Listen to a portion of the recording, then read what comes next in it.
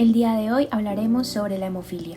Para empezar, en pocas palabras, es un trastorno de la coagulación, al cual se le atribuye un origen genético con un patrón hereditario recesivo ligado al cromosoma X, en donde se encuentran alterados los factores de la coagulación 8 y 9, que básicamente participan en la creación de una red que cierra un vaso sanguíneo desgarrado.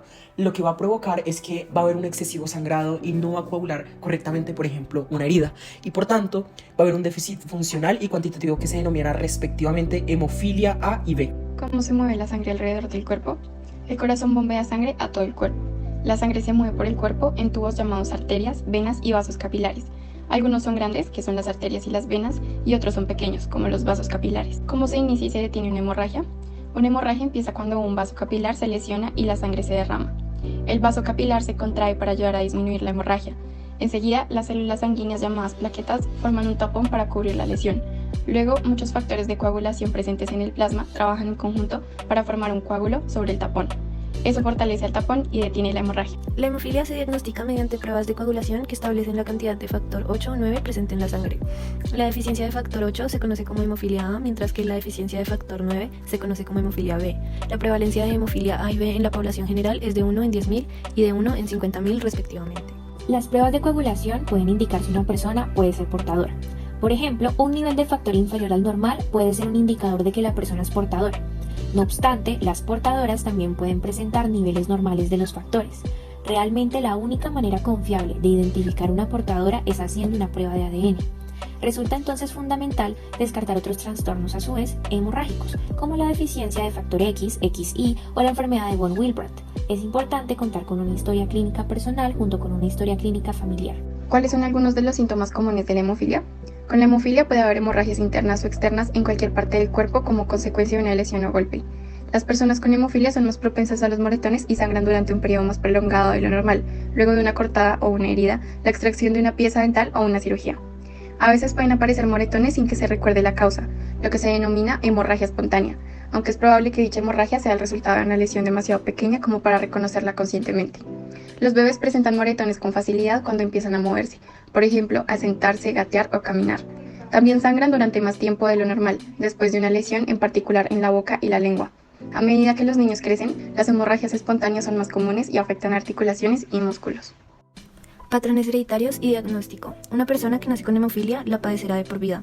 Es fundamental que las personas con hemofilia estén al tanto del patrón hereditario del trastorno y de las opciones reproductivas disponibles, como el diagnóstico prenatal, el aborto selectivo y las nuevas tecnologías reproductivas, de manera que puedan tomar una decisión fundamentada respecto a tener hijos. ¿Cómo se hereda la hemofilia? La hemofilia es un trastorno de la coagulación recesivo vinculado al sexo, que generalmente se transmite a través de los genes de los padres, concretamente el cromosoma X. Las mujeres nacen con 2 cromosomas X, mientras que los hombres nacen con un cromosoma X y uno Y.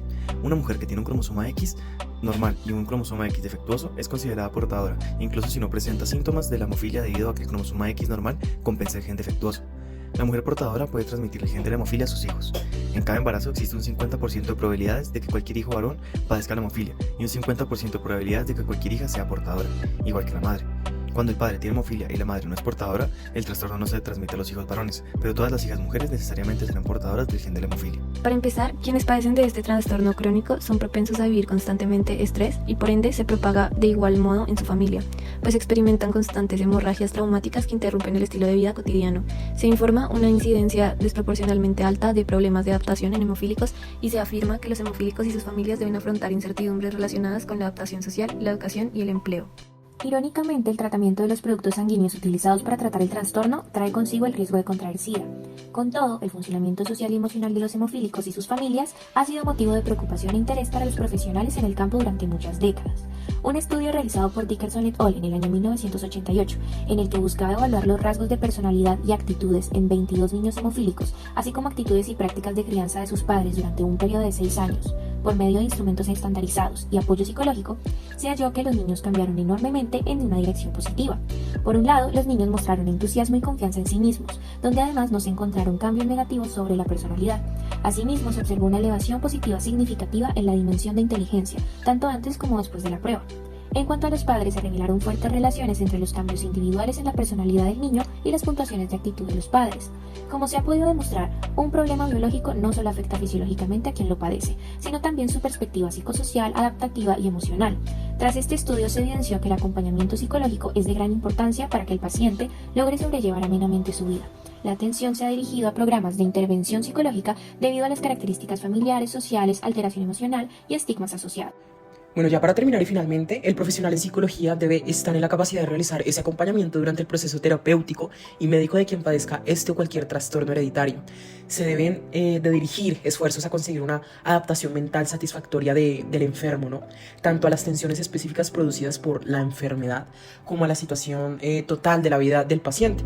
En tanto, debe de igual forma explicar y profundizarse en la enfermedad con el fin de enseñar y comprender al paciente, destacando así la presentificación, visibilización, catarsis y resiliencia, que son mecanismos basados en la rama de la psicología positiva, que no se enfoca en los efectos negativos y traumáticos del padecimiento, sino que cómo prevenirlos o restaurar ese daño, ¿sí? Asimismo, debe tener unas habilidades éticas, ¿no? Compasivas y tal vez empáticas principalmente, con la intención de lograr realmente esa conexión psicólogo-paciente.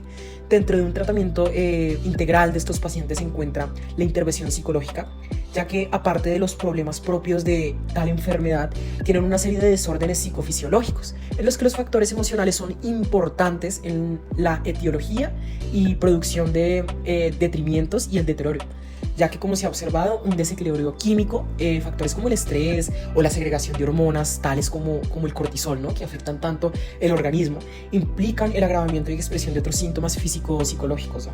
Que desgastan al cuerpo y en este caso el trastorno hereditario.